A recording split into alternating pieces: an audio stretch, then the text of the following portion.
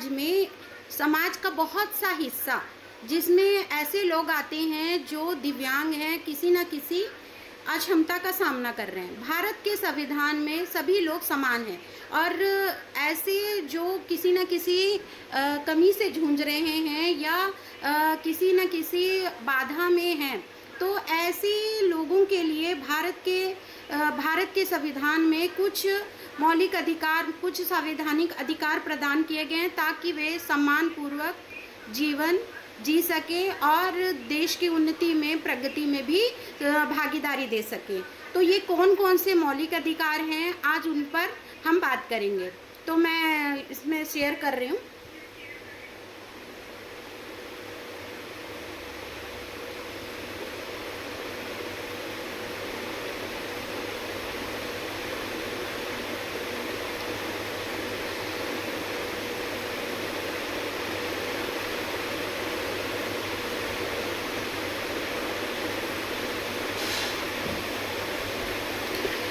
प्रमुख अधिकार में पहला आता है अनुच्छेद 14। अनुच्छेद 14 क्या है, इसके बारे में थोड़ा सा डिटेल से हम समझते हैं। कानून के समक्ष समानता, सभी नागरिक, मतलब कानून की नज़र में सभी नागरिक समान हैं। उसमें मतलब किसी के अंदर अगर कोई कमी है, कोई अक्षमता से वे बाधित हैं या कोई दिव्यांग है या किसी भी अन्य समस्याओं से पीड़ित है, तो सभी मतलब उसकी उस कमी के कारण उसको निगलेक्ट नहीं किया जा सकता। मतलब सभी को समान, कानून के समक्ष समानता, सभी नागरिक, कानून की नज़र में सभी नागरिक जो है समान होते हैं। अनुच्छेद 14 बोलता है कि कानून के समक्ष सभी नागरिक समान हैं और उनके साथ किसी भी प्रकार का भेदभाव नहीं किया जा सकता, चाहे वो दिव्यांग व्यक्ति हो।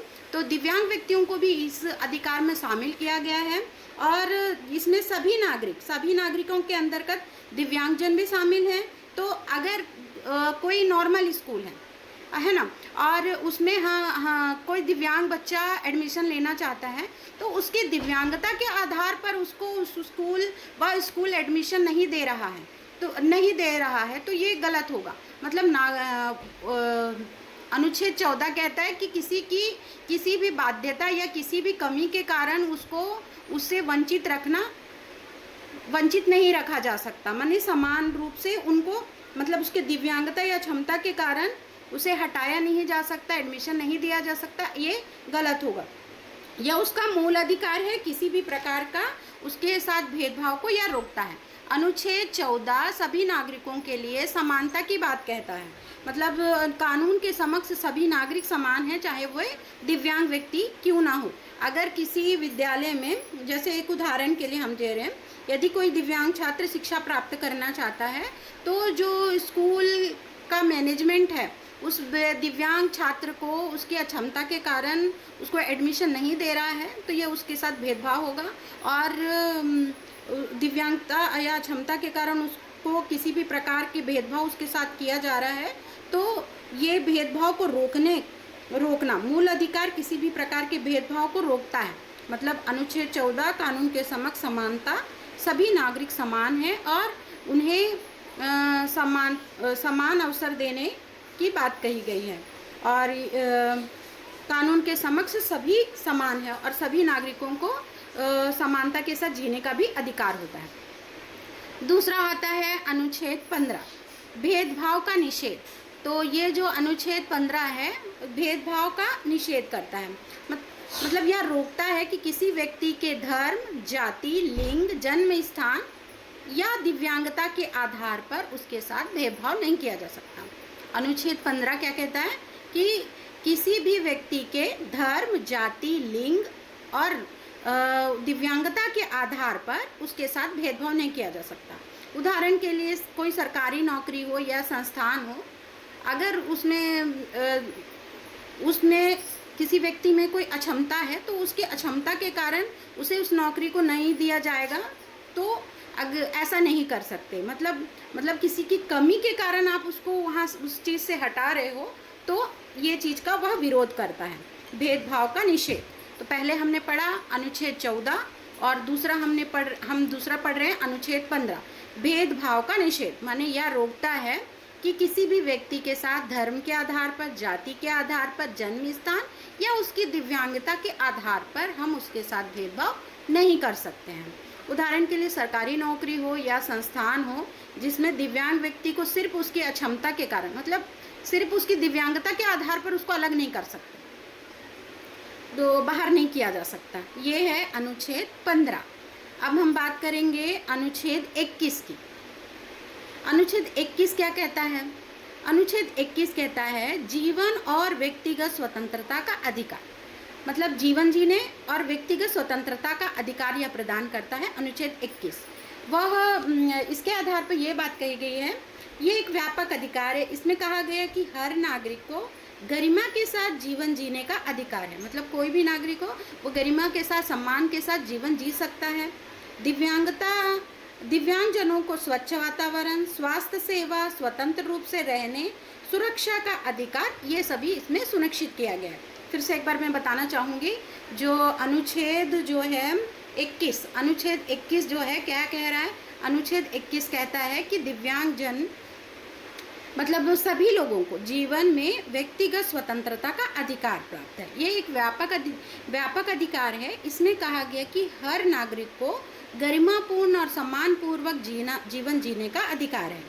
दिव्यांगजनों को स्वच्छ वातावरण, स्वास्थ्य सेवाएं, स्वतंत्रता पूर्वक रहने और सुरक्षा का अधिकार प्राप्त है।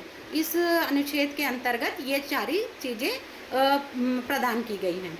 उदाहरण के लिए दिव्यांग व्यक्तियों को व्हीलचेयर की व्यवस्था, जैसे कई बार क्या होता है कि एग्ज़ाम हॉल, अगर हम एक शिक्षक की बात करें तो अगर किसी छात्र का फर्स्ट फ्लोर में है या सेकंड फ्लोर में उसकी बैठक व्यवस्था है जहाँ पे एग्ज़ाम हॉल है, तो अगर वह दिव्यांग व्यक्ति है तो उसको सीढ़ियाँ चढ़ना पॉसिबल नहीं होगा, तो उसकी सुलभता के आधार पर नीचे में जहाँ पर वो आसानी से पहुँच सके वहाँ पर व्यवस्था करने का, मतलब इसी के आधार पर, अनुच्छेद 21 के आधार पर दिव्यांग व्यक्तियों को वहाँ पर व्यवस्था की जा सकती है।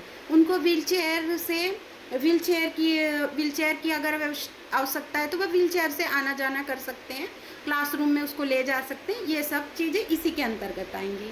जैसे कोई दृष्टिबाधित व्यक्ति है तो उसके लिए क्या होगा, ब्रेल की उपलब्धता और साइन लैंग्वेज की सुविधा, जो सुन नहीं सकते, है ना, ये सारी चीज़ें इनके उसी गरिमा में जीवन का हिस्सा होती हैं। इन मतलब जिसकी जो ज़रूरत है उसके अनुसार उसकी सुलभता प्रदान करना, ये अनुच्छेद 21 के द्वारा प्रदान की गई है।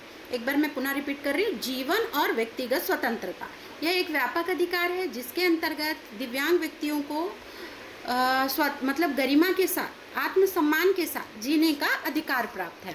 और इस अधिकार के तहत उनकी सुलभता के आधार पर, मतलब उनकी पहुंच में ये चीज़ें, जैसे उनकी ज़रूरत की चीज़ें पहुंचाना, ताकि वह सुरक्षित जीवन जी सके, गरिमापूर्ण जीवन जी सके। अब हम बात करेंगे अनुच्छेद 41 की। शिक्षा और रोजगार का अधिकार है। ये राज्य के नीति निर्देशक तत्वों के अंतर्गत आता है। नहीं, अभी हमारा एक छूट गया है, 1 मिनट। अनुच्छेद 16 के बाद अनुच्छेद 19 आना चाहिए, तो मैं अनुच्छेद 19 के बारे में पहले बता रही हूँ। स्वतंत्रता का अधिकार, अनुच्छेद 19 कहता है स्वतंत्रता का अधिकार। यह अभिव्यक्ति, आंदोलन, संगठन, अपने विचारों को व्यक्त करने, निवास करने, व्यवसाय में स्वतंत्रता प्रदान करता है। दिव्यांग व्यक्ति भी इन स्वतंत्रताओं का, ये जो अधिकार हैं ये दिव्यांग व्यक्तियों के लिए भी लागू हैं, इनका लाभ वे ले सकते हैं और अपनी इच्छा अनुसार कार्य कर सकते हैं। स्वतंत्रता का अधिकार मतलब स्वतंत्रता के अधिकार के अंतर्गत दिव्यांग व्यक्तियों को अभिव्यक्ति करने का, मतलब शांतिपूर्ण रूप से अपने विचारों को व्यक्त करने का, संगठन करने का, आंदोलन करने का, निवास और व्यवसाय में स्वतंत्रता आदि सारी चीज़ें प्रदान की गई है, जिसमें सभी नागरिकों के साथ दिव्यांग व्यक्तियों को भी शामिल किया गया है। अब हम बात करेंगे अनुच्छेद, ये हमारे इसमें कितने हमने अभी अनुच्छेदों के बारे में पढ़ा, पहले 14, फिर अनुच्छेद 15, अनुच्छेद फिर इसके बाद अभी हम जो पढ़ रहे थे 19, 16 के बाद 19 के बारे में पढ़ रहे थे। अब हम थोड़ा सा आगे चलते हैं। Excuse me madam, 1 minute sir, 1 minute sir.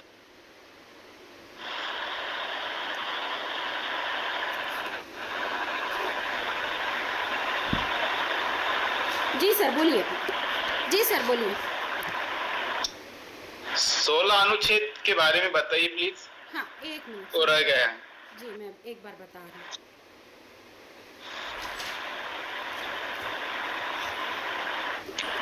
समान अवसर का अधिकार मतलब जो दिव्यांग व्यक्ति हैं उनको समान अवसर मिलना चाहिए, चाहे वो सरकारी नौकरियां हों या प्राइवेट इंडस्ट्री में उनको समान अवसर मिले, ताकि वे क्या बोलना चाहिए कि समान रूप से आगे अपना जीवन को व्यतीत कर सकें। तो समान अवसर का अधिकार या सरकारी नौकरियों में सभी नागरिकों को समान अवसर प्राप्त करने का अधिकार देता है। इसके अंतर्गत दिव्यांगजनों को आरक्षण का लाभ मिलता है। जो हमने पढ़ा था कि आर्टिकल 2016 के अंतर्गत 4% का जो आरक्षण की बात हुई थी वो इसी के अंतर्गत आता है कि अनुच्छेद 16 समान अवसर का अधिकार या सरकारी नौकरियों में जो दिव्यांग व्यक्ति हैं, दिव्यांग व्यक्तियों को 4% का आरक्षण दिया जाएगा और ताकि वे इस आरक्षण का लाभ उठा सकें, जिससे उन्हें रोजगार का समान अवसर प्राप्त हो सके। कई बार क्या होता है कि वैकेंसियां निकलती हैं, लेकिन वहाँ पर उनकी क्षमता को देखकर मतलब उनकी दिव्यांगता को देखकर उनको अलग कर दिया जाता है। लेकिन जब से सरकारी कानून मतलब 2016 आया तो उसके बाद एकदम पर्टिकुलर कर दिया गया कि मतलब इतनी सीटें जो हैं दिव्यांग व्यक्तियों के द्वारा ही भरी जानी चाहिए। उस कॉलम में कोई नॉर्मल व्यक्ति मतलब उसमें नहीं आ सकता। तो ये चीज़ें इस मतलब समान अवसर का जो अधिकार है इस अनुच्छेद में बात की गई है, जो आगे चल के थोड़ा सा विस्तृत रूप गया है। इसके अंतर्गत आरक्षण का लाभ मिलेगा, उन्हें रोजगार के समान अवसर सुनिश्चित होंगे। तो ये अनुच्छेद हमारा 16 था, जिसमें समान अवसर का अधिकार जो सरकारी नौकरियों के लिए लागू है। सरकारी नौकरियों के साथ साथ प्राइवेट इंडस्ट्रियल की बात की गई है, लेकिन प्राइवेट इंडस्ट्रियल में इतना इस चीज़ को नहीं माना जाता है।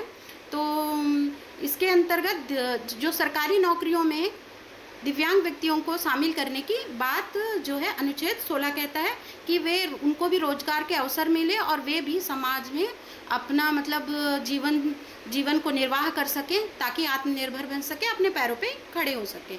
ये है अनुच्छेद 16। और इसके आगे मैं कुछ नया एक और स्लाइड शेयर कर रही हूँ।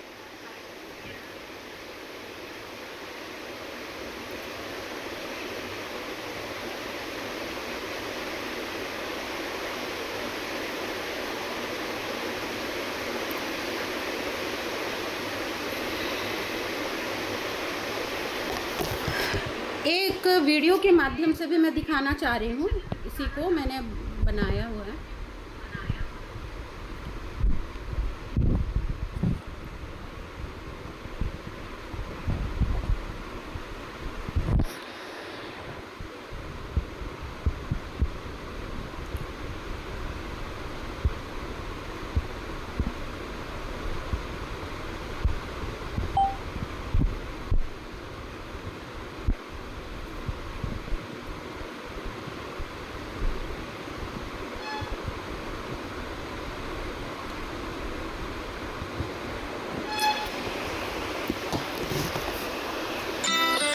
नमस्कार, मैं केशव से संबंधित संवैधानिक अधिकार भाग 1।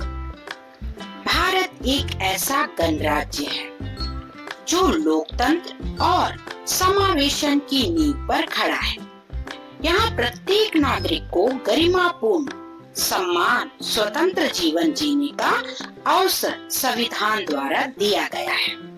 दिव्यांगजन हमारे सामाजिक ढांचे का अभिन्न हिस्सा है और उनके अधिकारों की रक्षा करना हमारे संवैधानिक मूल्यों में शामिल है। संविधान द्वारा दिव्यांगजनों को विविध प्रकार के संवैधानिक, कानूनी और सामाजिक संरक्षण प्राप्त है, जिनका उद्देश्य है उन्हें भेदभाव रहित वातावरण देना और जीवन के हर क्षेत्र में उन्हें समान भागीदारी सुनिश्चित करना। भारतीय संविधान में विशेष रूप से कुछ अनुच्छेद दिव्यांग व्यक्तियों के अधिकारों को सुनिश्चित करते हैं, जो उन्हें सम्मान, अवसर और सुरक्षा प्रदान करते हैं। नीचे इन अनुच्छेद और अन्य महत्वपूर्ण अधिकारों का विवरण है। पहला अनुच्छेद 14, समानता का अधिकार। यह अनुच्छेद सभी नागरिकों को कानून के समक्ष समानता का अधिकार देता है। इसका तात्पर्य है किसी भी दिव्यांग व्यक्ति के साथ भेदभाव नहीं किया जा सकता और उन्हें अन्य नागरिकों के समान ही अधिकार प्राप्त है। दूसरा अनुच्छेद 15, भेदभाव के विरुद्ध अधिकार।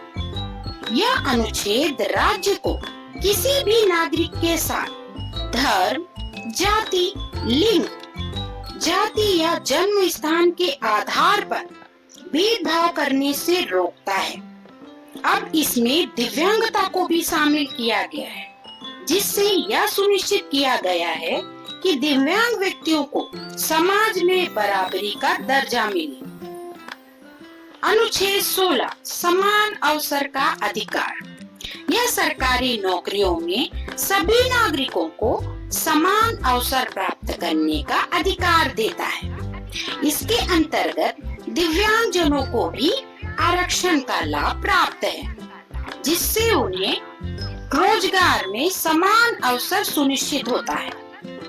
चौथा अनुच्छेद 19, स्वतंत्रता का अधिकार। यह अभिव्यक्ति, आंदोलन, संगठन,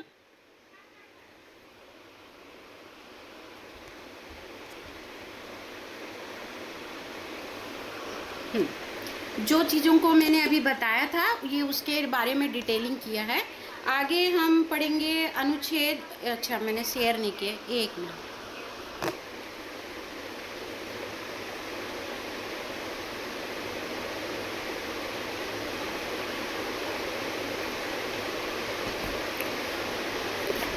अनुच्छेद 21 के बारे में हमने देख लिया था। अब अनुच्छेद जो 32 है उसके बारे में हम थोड़ा सा देखते हैं कि ये होता है जैसे सभी नागरिकों के लिए संवैधानिक उपचारों का अधिकार। इसके अंतर्गत जो है सभी नागरिक, चाहे वे मतलब किसी भी नागरिक के अधिकारों का अगर उल्लंघन हो रहा है तो वे न्यायालय की शरण में जा सकते हैं और अपने अधिकारों के लिए लड़ सकते हैं। तो ये इसमें जो है दिव्यांग व्यक्तियों को भी ये अधिकार प्राप्त है कि अगर उनके साथ कुछ गलत होता है तो वह न्यायालय में जाकर याचिका दायर कर सकते हैं और अपने अधिकारों के लिए, मतलब अधिकारों के लिए वे लड़ सकते हैं। अरे अनुच्छेद 32, अनुच्छेद 21 के बारे में हमने पढ़ लिया था। अनुच्छेद 32 को अब देखेंगे, 21 हो गया था। संवैधानिक उपचारों का अधिकार। यह अधिकार बताता है कि अगर किसी के साथ किसी उनके मौलिक अधिकारों का उल्लंघन हो रहा है तो वे जाके न्यायालय में शरण ले सकते हैं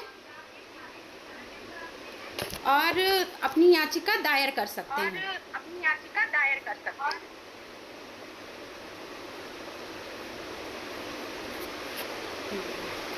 तो अगर किसी व्यक्ति के मौलिक अधिकारों का उल्लंघन होता है तो वह सर्वोच्च न्यायालय में जाकर या उच्च न्यायालय में जाकर याचिका दायर कर सकते हैं और अपने हक के लिए लड़ सकते हैं। तो अपने अधिकारों की सुरक्षा हेतु न्यायालय में उन्हें यह अधिकार प्रदान किया गया है कि वे अपने हक के लिए लड़े। तो ये थे अनुच्छेद 32।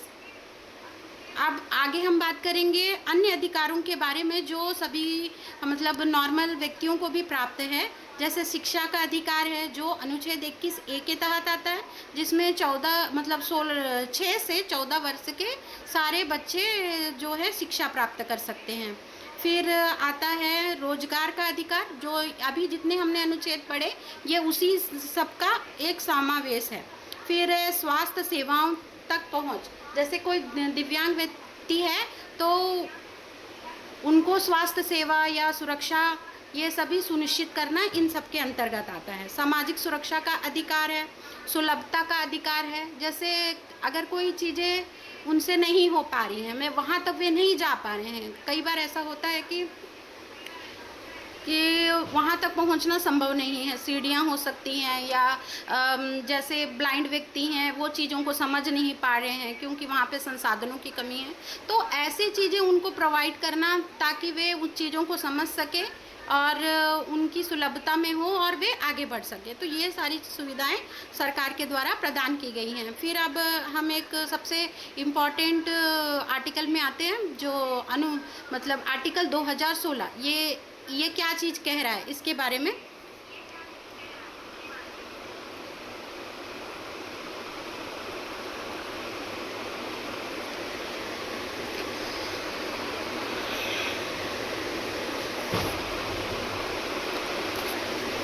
दिव्यांगजन अधिकार अधिनियम 2016।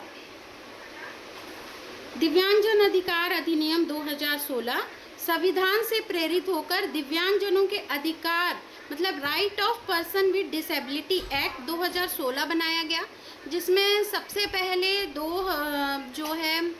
पहले सिर्फ 7 दिव्यांगताओं को ही मान्यता दी गई थी।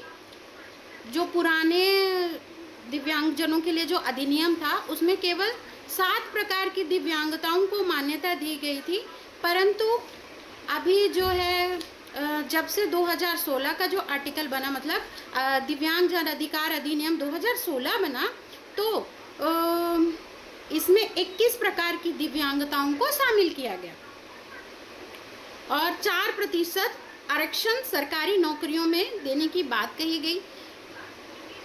इसमें शिक्षा में विशेष सीट, मतलब अगर कुछ सीटें हैं और तो उसमें दिव्यांग व्यक्तियों के लिए अलग से आरक्षित रहते हैं, माने वे सीटों को और किसी अन्य के द्वारा भरा नहीं जा सकता, उन सीटों में दिव्यांग व्यक्ति को ही शामिल किया जाएगा। फिर जो दिव्यांगजन अधिकार अधिनियम कहता है सुलभ वातावरण का अधिकार दे, मतलब वही बात आ रही है रैंप की। आजकल हर स्कूलों में रैंप की सुविधा दी गई है। अगर हम वोट करने जाते हैं वहाँ भी अगर रैंप नहीं बना है तो रैंप तुरंत बनवाया जाता है। ब्रेल बुक्स, आजकल स्कूलों में ब्रेल बुक्स की भी व्यवस्था होने लगी है, जो अगर नॉर्मली अगर हमारे स्कूल में कोई ब्लाइंड बच्चा आएगा तो उसका ये अधिकार बन जाएगा कि उसके लिए ब्रेल बुक्स लाई जाए। तो ये इसकी व्यवस्था की गई है। साइन लैंग्वेज, मतलब अगर वो बच्चा सुन नहीं सकता और ना ही बोल सकता है तो ऐसे बच्चों के लिए साइन लैंग्वेज की व्यवस्था, ये सभी चीज़ें सुलभ वातावरण के अधिकार के अंतर्गत आती हैं। फिर आती है न्याय तक पहुंच, मतलब वही अभी जो हमने बात की कि अगर किसी के साथ उनके अधिकारों का हनन हो रहा है तो वह न्यायालय में जाकर शरण ले सकता है। ये न्याय तक पहुंच का अधिकार इसी के अंतर्गत ये शामिल है। तो ये था दिव्यांगजन अधिकार अधिनियम 2016। इसी का मैं एक वीडियो भी शेयर कर रही हूँ।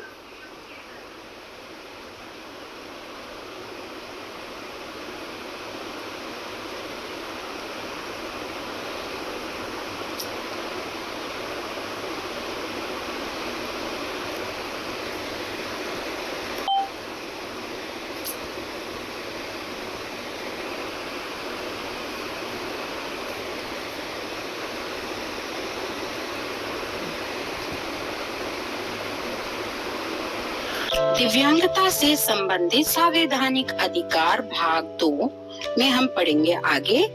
अनुच्छेद 21 जीवन और व्यक्तिगत स्वतंत्रता का अधिकार। इस अनुच्छेद के अनुसार प्रत्येक व्यक्ति को गरिमा के साथ जीवन जीने का अधिकार प्राप्त है। दिव्यांग व्यक्तियों को मानसिक, शारीरिक और सामाजिक एवं भावनात्मक सुरक्षा की गारंटी इस अनुच्छेद के अंतर्गत प्राप्त होती है। 6वां अनुच्छेद 25 धार्मिक स्वतंत्रता का अधिकार। यह अनुच्छेद प्रत्येक नागरिक को अपने धर्म को मानने, पालन। मैडम, हाँ वे 1 मिनट सर। हाँ, वो शायद मैंने 1 मिनट सर में कर।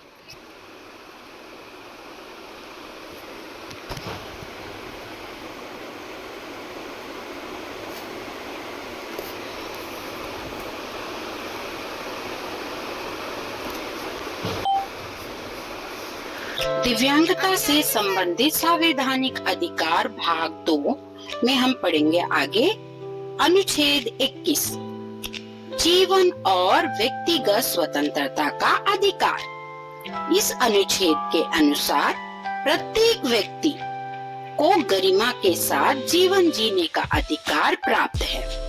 दिव्यांग व्यक्तियों को मानसिक, शारीरिक और सामाजिक एवं भावनात्मक सुरक्षा की गारंटी इस अनुच्छेद के अंतर्गत प्राप्त होती है।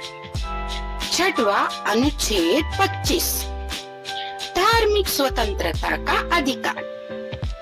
यह अनुच्छेद प्रत्येक नागरिक को अपने धर्म को मानने, पालन करने और प्रचार करने की स्वतंत्रता देता है, जिसमें दिव्यांग जनों को भी समान रूप से शामिल है। सातवां अनुच्छेद 32 संवैधानिक उपचारों का अधिकार। यदि किसी व्यक्ति के मौलिक अधिकारों का हनन होता है या उल्लंघन होता है, तो वह सर्वोच्च न्यायालय या उच्च न्यायालय में याचिका दायर कर सकता है। यह अधिकार दिव्यांग व्यक्तियों को भी प्राप्त है, जिससे वे अपने अधिकारों की सुरक्षा हेतु न्यायालय से सहायता ले सकते हैं। दिव्यांग जन अधिकार अधिनियम 2016। यह अधिनियम विशेष रूप से दिव्यांग जनों के अधिकारों की रक्षा और उन्हें सामाजिक, शैक्षिक, आर्थिक, राजनीतिक रूप से सशक्त बनाने के उद्देश्य से बनाया गया है। इसमें 21 प्रकार की दिव्यांगताओं को मान्यता दी गई है और हर क्षेत्र में उन्हें समावेशी बनाने की व्यवस्था की गई है। अन्य महत्वपूर्ण अधिकार। पहला, शिक्षा का अधिकार। अनुच्छेद 21A के अंतर्गत 6 से 14 वर्ष के सभी बच्चों को निशुल्क और अनिवार्य शिक्षा का अधिकार प्राप्त है, जो 6 से 14 वर्ष के हैं। इसके अतिरिक्त दिव्यांग व्यक्तियों के लिए विशेष स्कूल, ब्रेल प्रणाली, स्पेशल टीचर और तकनीकी सहायता जैसी सुविधाएं प्रदान की जाती हैं। दूसरा, रोजगार का अधिकार। सरकारी और निजी क्षेत्रों में दिव्यांगजनों के लिए आरक्षण का प्रावधान है। इससे उन्हें रोजगार प्राप्त करने की सुविधा होती है और आर्थिक आत्मनिर्भरता सुनिश्चित होती है।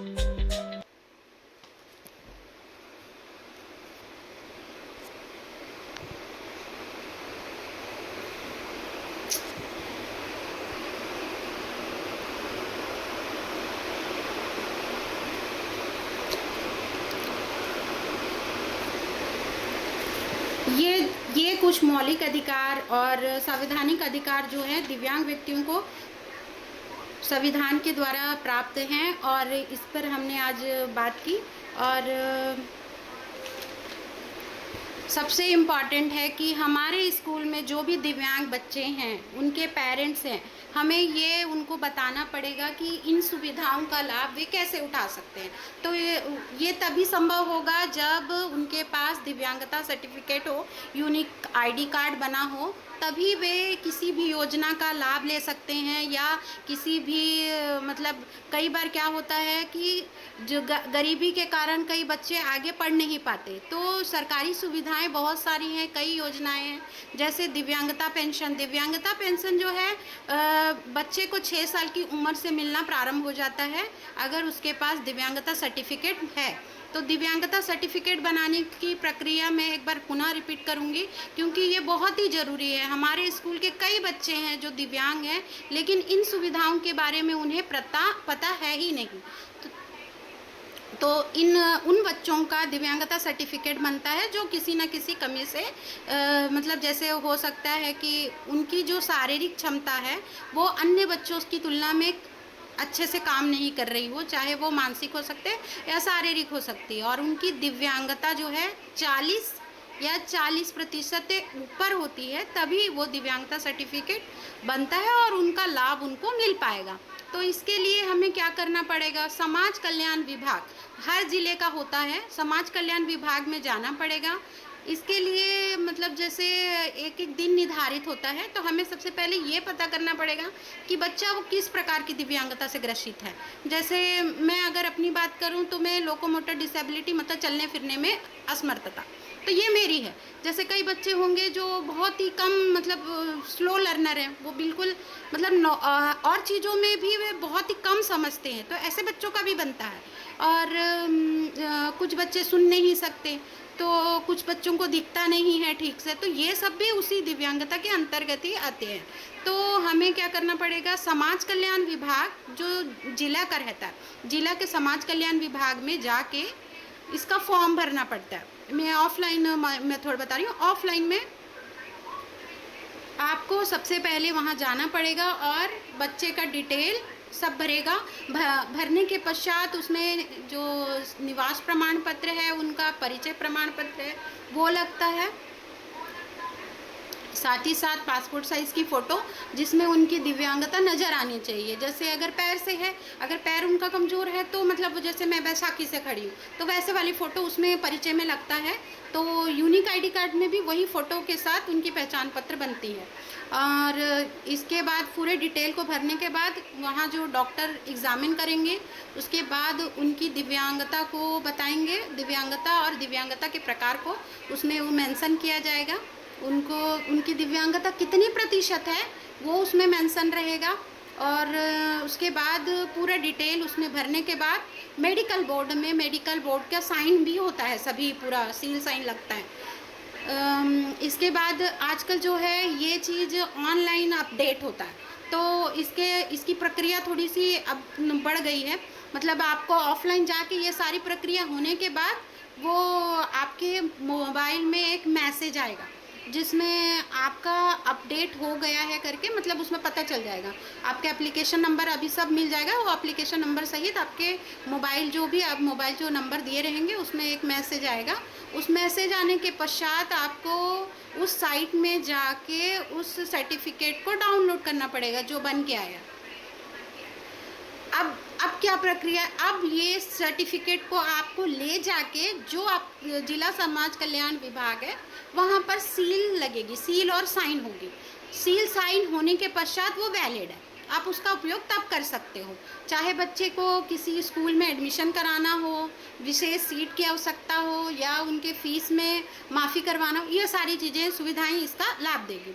और जैसे हम लोग इनकम टैक्स भरते हैं तो उसमें भी इन सुविधाओं का लाभ होता है। अगर हमारे बच्चे दिव्यांगता की श्रेणी में आते हैं तो जो उनके माता पिता हैं उनको मतलब किसी एक को मिलेगा, या माता या पिता किसी एक को इनका लाभ मिलेगा। और अब स्वयं दिव्यांग हैं तो इसका लाभ आप खुद उठा सकते हैं। जबकि दिव्यांगता की वही मैं बता रही हूँ, जैसे 80% से कम वाले को 75,000 रुपये का इनकम टैक्स में माफ़ी होती है, और 80% से ऊपर अगर दिव्यांगता है तो 1,25,000 तक का उसमें छूट रहता है। तो ये थी कुछ ज़रूरी बातें। हाँ, हमने अभी दिव्यांगता सर्टिफिकेट की ऑफलाइन मोड में कैसे बनता है ये चीज़ों के बारे में जाना, वैसे ही ऑनलाइन में कैसे करेंगे। तो ये जो समाज कल्याण विभाग का वेबसाइट का लिंक हमको ऑनलाइन सर्च करने पर मिल जाता है। इसको सर्च करने के पश्चात उस लिंक में जाकर जैसे हमें अपने अप्लाई करना है, ठीक है, जैसे हमें अपने लिए अप्लाई करना है या हमारे बच्चों के लिए अप्लाई करना है, तो हमें पूरा डिटेल उसमें मेंशन करना पड़ेगा। हाँ, बशर्ते आपको एक डॉक्टर का एग्जामिन करा हुआ लेटर भी उसमें मतलब उसमें अपलोड होगा, और ये सारे डॉक्यूमेंट्स भी आप अपलोड करेंगे। और सेम वही सारी प्रक्रिया पूरा मतलब आपके आधार कार्ड मतलब परिचय पत्र कुछ भी आ सकता है। परिचय पत्र में आधार कार्ड लगा दिए, 2 निवास प्रमाण पत्र कभी कभी मांगते हैं, और 2 पासपोर्ट साइज़ की फ़ोटो, ये और डॉक्टर का जो एग्ज़ामिन किया हुआ लेटर रहता है उसका रिसिप्ट भी, वो भी उसमें आप अपलोड कर सकते हैं। ये सारी चीज़ें अपलोड करने के पश्चात आपको वेट करना होगा महीना 1.5 महीना। उसके बाद फिर वही सेम प्रक्रिया, उसमें आपको मैसेज आएगा। मैसेज आने के बाद आप उस प्रिंट को ले जाके समाज कल्याण विभाग में जाना ही पड़ेगा। अपने ज़िले के जो भी अपने राज्य के ज़िले के समाज कल्याण विभाग में जाके सील लाना पड़ेगा, उसके बाद वो वैलिड है, आप उसका प्रयोग कर सकते हैं। तो इतना कोशिश कीजिए कि हम अपने स्कूल के बच्चों का कम से कम ये चीज़ बनवा लें, ताकि वह आगे चल के आगामी जो भी योजनाएं हैं उनका वे लाभ उठा सके, क्योंकि बिना इसके उनको नहीं मिल पाएगा। और जो हमारे स्कूल स्कॉलरशिप रहते हैं वो, और इससे जो दिव्यांगजनों का जो स्कॉलरशिप है, ये दोनों अलग अलग चीज़ें हैं। तो वे उसका भी लाभ उठा सकते हैं, वे इसका भी लाभ उठा सकते हैं, क्योंकि ये इसमें इन लोगों को अलग से सुविधाएं प्रदान की गई हैं। तो आज का सेशन में मैं यहीं पे क्लोज़ कर रही हूँ। नेक्स्ट सेशन में एक और नई जानकारी के साथ मैं आपके सामने उपस्थित होंगी। धन्यवाद।